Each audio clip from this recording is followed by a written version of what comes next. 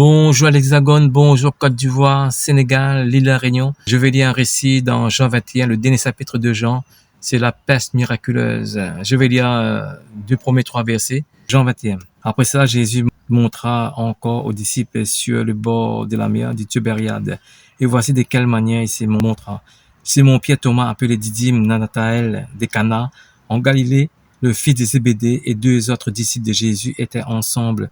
Simon-Pierre leur dit: je vais pêcher. Ils leur dirent: nous allons aussi avec toi. Ils sortirent et montèrent dans une barque, et cette nuit-là, ils prirent rien.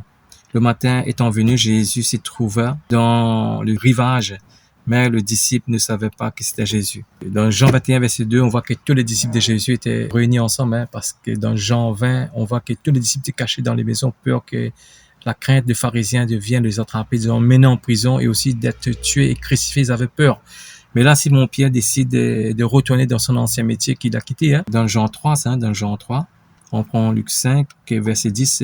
Il en était de même que Jacques et de Jean, fils de Zébédée, les associés de Simon. Alors Jésus dit à Simon: ne crains point, désormais tu seras pêcheur d'hommes. Voilà, pêcheur d'hommes, parce que là, ils ont repris le travail. Dans Jean 21, verset 3, de ce verset nous dit que cette nuit-là, il ne prit rien. En fait, compte, la pêche représente l'évangélisation. Sans Jésus, on peut rien faire. Parce que tout vient de Jésus, parce que dans 2 Corinthiens 3, 5, il nous dit, comme si cela venait de nous, notre capacité qu'au contraire vient de Dieu. Sans Jésus, on ne peut rien faire. Donc, je vais continuer de lire. Le 3 et dans le 4, le matin étant venu, Jésus s'y trouva sur le rivage, mais les disciples ne savaient pas que c'était Jésus. Ils n'avaient pas le discernement que c'était Jésus. Le 5, Jésus leur dit: enfants, n'avez-vous rien à manger? Il a dit, dire non. En fait, on voit que dans le livre des gens, on démontre la divinité de Jésus. Là, on voit que Jésus, en fait, là, il est Dieu, parce qu'en fait, comment un homme de 33 ans peut dire à les disciples plus vieux que lui: mes enfants? Parce que dans Matthieu 23, verset 9, n'appelez personne sur la terre votre Père, car un seul votre Père qui est dans le ciel.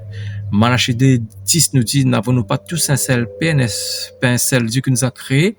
En fait, tous les enfants de Dieu, notre Père, c'est Dieu. Veut dire Jésus, c'est notre Créateur. Là, il nous demande encore une fois qu'il est le Créateur. Je vais continuer. Il a dit: jetez le filet du côté droit de la barque et vous trouverez. Ils les jetèrent, dont ils ne pouvaient plus retirer à cause de grands quantités de poissons. Lorsque nous avons le Saint-Esprit et nous avons la présence de Jésus, veut dire lorsqu'on va évangéliser, on voit l'Esprit va accompagner la parole. Il y aura des conversions. Il y a aussi des personnes qu'on va prier pour les personnes, voir les malades seront guéris. Il y aura des âmes gagnées. Sans le Saint-Esprit, on ne peut rien faire. Je vais continuer à lire.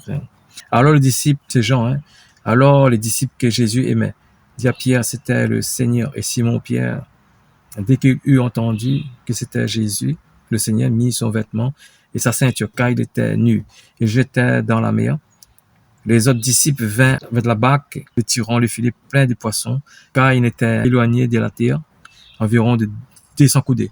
Voilà, lorsque la présence de Dieu est là, tout réussit, parce que lorsqu'on prend ce verset-là, et dans Hébreux 2, verset 4, Dieu, appuyant sur le témoignage par les signes, des prodiges et divers miracles, et par les dons du Saint-Esprit distribués selon sa volonté. Voilà. Et là, il y a des personnes qui prêchent Jésus sans Jésus. Et sans Jésus, on sera incapable de toucher quelqu'une personne. Si les gens qui vont nous écouter, en fait, on va faire des disciples des pharisiens modernes, des religieux. Mais lorsque nous avons le Saint-Esprit, il y a des personnes qui seront touchées et on va faire des vrais disciples, des chrétiens authentiques. Je prends aussi dans Actes chapitre 5, verset 12, beaucoup de miracles et de prodiges se faisant au milieu du peuple par les mains des apôtres. Ils ne se tenaient tous ensemble au portique de Salomon. Voilà, sans Jésus, nous sommes incapables de rien faire. Et sois béni.